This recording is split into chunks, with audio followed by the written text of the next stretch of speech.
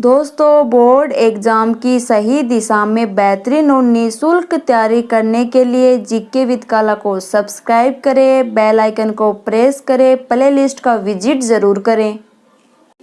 नमस्कार मेरे राजनीति के राजनेताओं, मैं रमेश काला जीके विद काला पर आपका स्वागत करता हूं। दोस्तों, कक्षा 12 राजनीतिक विज्ञान का आज हमारा लेसन है सामाजिक आर्थिक न्याय और महिला आरक्षण। यूनिट 4 में 5वां लेसन है और कुल लेसन की बात करें तो ये 16वां लेसन है। राजस्थान बोर्ड के विद्यार्थियों के लिए बहुत ही महत्वपूर्ण है और इसमें जो मैंने फैक्ट शामिल किए हैं सारे महत्वपूर्ण हैं। अगर एक बार भी पूरा वीडियो देख लेगा तो ये जो पाठ है, ये पाठ से आने वाला जो भी प्रश्न है छोटा बड़ा सारा का सारा बोर्ड एग्जाम में 101% थे सही कर देगा। पर देरी है तो सिर्फ वीडियो देखने की, समझने की। बहुत ही आसान भाषा में मैंने इस वीडियो को बनाया है। दोस्तों, मैं गारंटी लेता हूँ आपके आसानी से ये समझ में आ जाएगा और जब बोर्ड एग्ज़ाम में आपके क्वेश्चन आएगा तो आप ये देखोगे, अरे ये तो लड्डू आ गया, बहुत ही आसान आ गया, इसे तो मैं आराम से कर दूंगा। और राजनीतिक विज्ञान में आप 95% से भी ज़्यादा नंबर लेकर आ सकते हो, क्योंकि मैंने इसी प्रकार से बेहतरीन तरीके से राजनीतिक विज्ञान पढ़ा रखी है। कक्षा 12 राजनीतिक विज्ञान नोट्स के नाम से प्लेलिस्ट है हमारी, डिस्क्रिप्शन में लिंक है, वहाँ से जाकर आप देख सकते हैं। दोस्तों, सामाजिक और आर्थिक न्याय, महिला आरक्षण, ये 3 महत्वपूर्ण इसमें शब्द दिए गए हैं। तो इनमें सबसे पहले हम पढ़ेंगे कि आपके सामाजिक न्याय क्या होती है दोस्तों, आर्थिक न्याय क्या होती है और महिला आरक्षण का किस प्रकार से प्रावधान किया गया है। तो इसे ध्यान से देखना और वीडियो को अभी से लाइक कर दीजिए, क्योंकि बाद में आप भूल जाते हो। सामाजिक न्याय 2 शब्द हैं, समाज और न्याय। समाज में जो लोग रहते हैं, सोसाइटी में जो लोग रहते हैं उसे समाज कहते हैं। न्याय मतलब कि सभी में समानता हो, सभी को स्वतंत्रता हो, इस प्रकार से हम समझ सकते हैं। अच्छे से समझने के लिए दोस्तों, व्यक्तियों में सामाजिक स्थिति के आधार पर, किसकी स्थिति के आधार पर, सामाजिक स्थिति के आधार पर किसी प्रकार का कोई भेदभाव नहीं किया जाए और व्यक्तियों के साथ दोस्तों ऊंच नीच वाली स्थिति, छुआछूत का कोई व्यवहार नहीं किया जाए। सभी को समान रूप से आत्म विकास के अवसर उन्हें उपलब्ध हों, एक दूसरे की सहायता करें, समानता बरतें, सभी को स्वतंत्रता दी जाए। और ऐसे प्रावधान है वो ईस्वी पूर्व से भी चलते आ रहे हैं, ईस्वी के बाद भी चले हैं। भारतीय संविधान में भी इसको फॉलो किया गया है।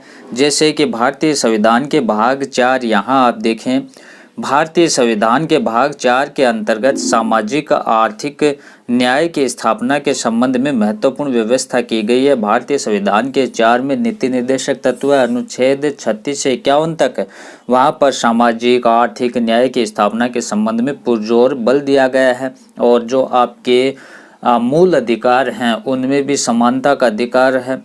ठीक है दोस्तों, तो शोषण के विरुद्ध अधिकार है, तो मूल अधिकार में भी इनको अपनाया गया। यहाँ तक कि प्रस्तावना भी आपने देखी होगी भारतीय संविधान की, उसमें संपूर्ण प्रभुत्व संपन्न समाजवादी पंथ निरपेक्ष लोकतंत्रात्मक गणराज्य की स्थापना की बात कही गई है। और साथ ही सामाजिक आर्थिक राजनीतिक न्याय, स्वतंत्रता, समानता, बंधुत्व, व्यक्ति की गरिमा, राष्ट्र की एकता और अखंडता की बात की गई है। ये क्यों की गई है? वो इसलिए कि सामाजिक न्याय, आर्थिक न्याय का इसमें महत्व बताया गया है संविधान में। अब इसे ध्यान से समझें। सामाजिक न्याय का अर्थ देखो, सामाजिक न्याय मानव अधिकार और समानता की अवधारणाओं पर आधारित संकल्पना है। सामाजिक न्याय किस पर आधारित है कि मानव को अधिकार जो दिए गए हैं, मानव को मौलिक अधिकार दिए गए हैं, उनको उनका अधिकार मिलना चाहिए, उनको उनकी स्वतंत्रता मिलना चाहिए, उनको रोजगार के अवसर मिलना चाहिए और वो एक दूसरे के विकास में सहयोग करें, जिसका उद्देश्य क्या होता है, समाज के सभी सदस्यों के मध्य बिना किसी भेदभाव के। सामाजिक न्याय का उद्देश्य होता है कि समाज में किसी प्रकार का कोई भेदभाव नहीं होना चाहिए, समाज में एक दूसरे के प्रति एकता होनी चाहिए, मानव अधिकारों की स्थापना होनी चाहिए, उनके अधिकारों की रक्षा होनी चाहिए, संविधान में भी दिया गया है।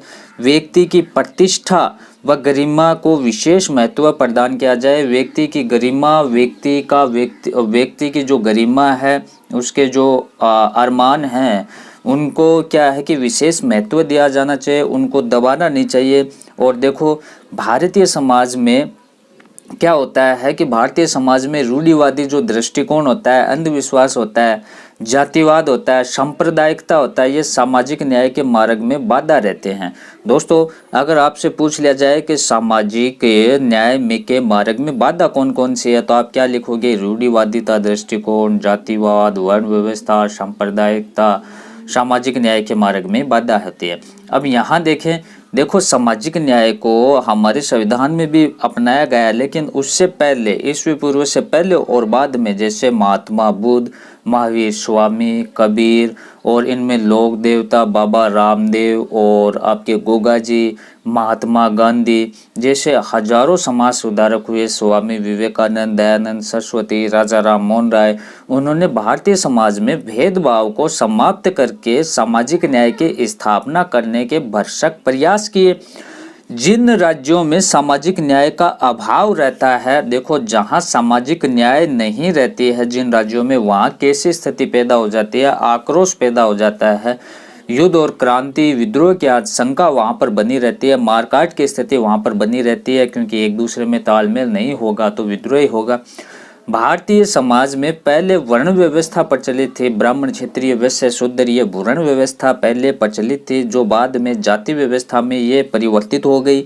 इसका परिणाम क्या निकला दोस्तों? असमानता, अलगाववाद, क्षेत्रवाद, सामाजिक ऊंच नीच की भावना इससे पैदा हो गई। उसके बाद में इसी का लाभ उठाकर जब भारतीय लोगों में क्या था कि भेदभावपूर्ण नीति थी, अलगाव था, वर्ण व्यवस्था थी, जाति व्यवस्था थी, तो इसी का लाभ उठाकर जो विदेशी आक्रमणकारी थे, जैसे कि आप देख सकते हैं मिडिवल हिस्ट्री में आपने पढ़ा होगा, तुर्क आक्रमण, अरब आक्रमण, मुगल आक्रमण, ये क्या थे? ये भारतीय लोगों की फूट का ही नतीजा था।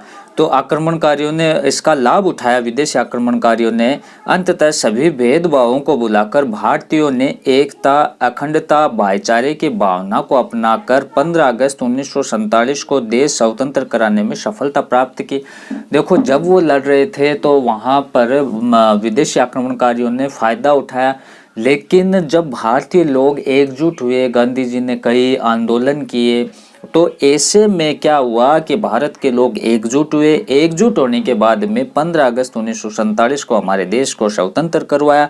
अब भारतीय संविधान और सामाजिक न्याय का भारतीय संविधान में किस प्रकार से प्रावधान किया गया है वो आप देखें कि स्वतंत्रता के बाद डॉक्टर राजेंद्र प्रसाद और डॉक्टर भीमराव अंबेडकर ने भारतीय लोक कल्याणकारी प्रजातंत्र की स्थापना के लिए सामाजिक न्याय की स्थापना को सर्वाधिक महत्वपूर्ण माना। तो इनका मानना था दोस्तों कि अगर भारत में समाज में लोक कल्याणकारी प्रजातंत्र की स्थापना करनी है तो सामाजिक न्याय है उसको अपनाना पड़ेगा, समाज में समानता लानी पड़ेगी, समाज के लोगों को स्वतंत्रता देनी पड़ेगी।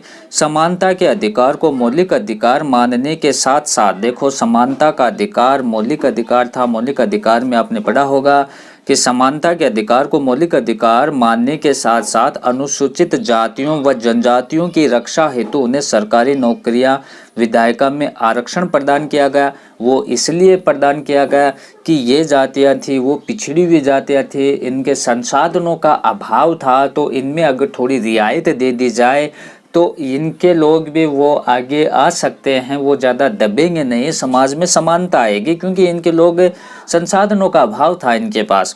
संविधान के भाग 4 के अनुच्छेद 38 में वर्णित है कि राज्य ऐसी सामाजिक व्यवस्था की जिसमें सामाजिक, आर्थिक, राजनीतिक, न्याय, राष्ट्रीय जीवन की सभी संस्थाओं को अनुप्रमाणित करें, भरसक कार्य साधन के रूप में स्थापना और संरक्षण करके लोक कल्याण की उन्नति का प्रयास करें। अनुच्छेद 38 में ये कहा गया है दोस्तों कि सामाजिक, आर्थिक, राजनीतिक रूप से सभी को क्या है कि आगे लाया जाए, उनमें समानता लाई जाए, जिसके कारण है वो राज्य लोक कल्याण की उन्नति हो, राज्य की उन्नति हो, जो हमारा देश राष्ट्र वो प्रगति करे।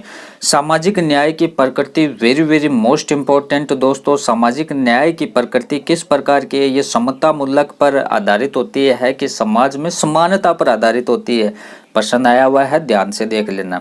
सामाजिक न्याय की प्रकृति व्यक्ति का किसी भी रूप में शोषण न हो। इनका मानना है कि व्यक्ति का किसी भी रूप में शोषण नहीं हो, उसके व्यक्तित्व को एक पवित्र सामाजिक विभूति माना जाए, उसके अनुसार व्यक्तित्व को एक पवित्र समाज का हिस्सा माना जाए। सामाजिक न्याय से अभिप्राय एक नागरिक दूसरे नागरिक के मध्य सामाजिक स्थिति के आधार पर किसी प्रकार का भेदभाव न करे। सामाजिक न्याय से अभिप्राय दोस्तों यह है कि एक नागरिक है वो दूसरे नागरिक के साथ में किसी भी प्रकार का पैसों की दृष्टि से, जाति की दृष्टि से, अवसर की दृष्टि से किसी प्रकार का उसमें भेदभाव न करें दोस्तों। प्रत्येक व्यक्ति को विकास के पूर्ण अवसर सुलभ होने चाहिए। प्रत्येक व्यक्ति को अपने रोजगार करने के लिए, अपनी आपके जो उसकी जो जीवन शैली है उसको बढ़ाने के लिए अवसर मिलने चाहिए, भेदभाव नहीं होना चाहिए। यहाँ देखें, भारतीय संविधान के भाग 3 में मौलिक अधिकार दिए गए हैं और 4 में नीति निर्देशक तत्व दिए गए हैं। 36 से 51 अनुच्छेद में इसमें सामाजिक न्याय को प्राप्त करने के विविध उपाय की भी व्याख्या की गई है कि सामाजिक न्याय को हम कैसे अपनाएं। तो इसमें बताया गया है कि भारतीय संविधान के अनुच्छेद 15 में बताया गया है कि धर्म, मूल वंश, जाति, लिंग अथवा जन्म स्थान के आधार पर किसी प्रकार के किसी के साथ में भेदभाव या विभेद है वो नहीं करना चाहिए, उनका निषेध करना चाहिए। 86वां संविधान संशोधन अधिनियम 2000 में हुआ, थोड़ा ध्यान रखना।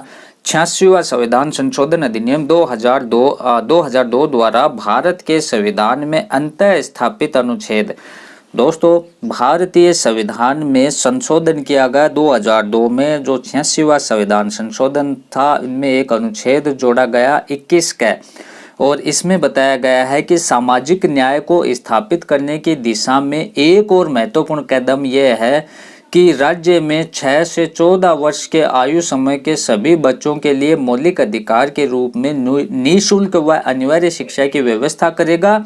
यह अधिनियम 1 अप्रैल 2010 से लागू हो गया दोस्तों देखो, जो हमारा 86वां संविधान संशोधन था जो 2002 में हुआ, इसमें 21 का जोड़ा गया। इसमें यह बताया गया कि 6 से 14 वर्ष के जो भी बच्चे हैं, किसी भी समाज के हो, किसी भी कास्ट के हो, किसी भी वर्ग के हो, उसको क्या है कि 6 से 14 वर्ष के आयु के जो बालक है उनको सभी को शिक्षा दी जानी चाहिए और निःशुल्क और अनिवार्य शिक्षा का अधिकार है। 2009 वाला ये अधिनियम 1 अप्रैल दोस्तों 2010 में लागू किया गया। निःशुल्क अनिवार्य शिक्षा का अधिकार, इसमें लोगों में समानता है।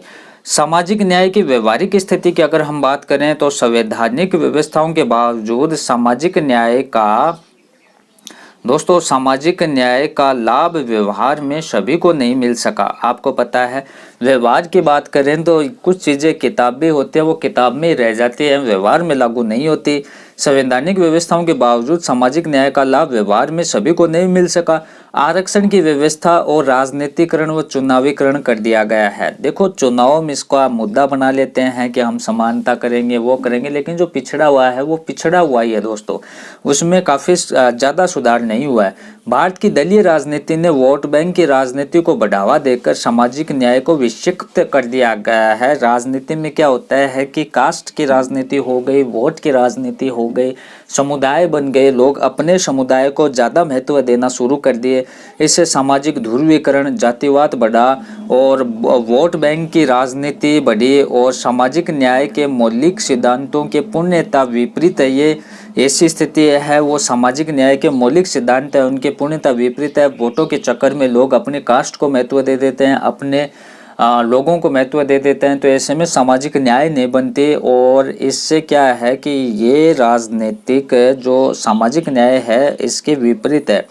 सामाजिक न्याय की प्राप्ति के लिए वंचित वर्ग का सामाजिक उत्थान, मानसिक विकास आवश्यक है। सामाजिक न्याय तभी संभव है जब जो दबा हुआ वर्ग है, वंचित वर्ग है, उसको सामाजिक उत्थान, समाज में उसे आगे लाया जाए, उसे विकास के अवसर दिए जाए और मानसिक विकास उसका मानसिक विकास भी बहुत आवश्यक है। दोस्तों आगे की जो आर्थिक न्याय और महिला से संबंधित है उसको अगले पार्ट में पढ़ेंगे। इसको लाइक कर दें, दिक्कत आ रही है तो कमेंट कर दें। धन्यवाद दोस्तों।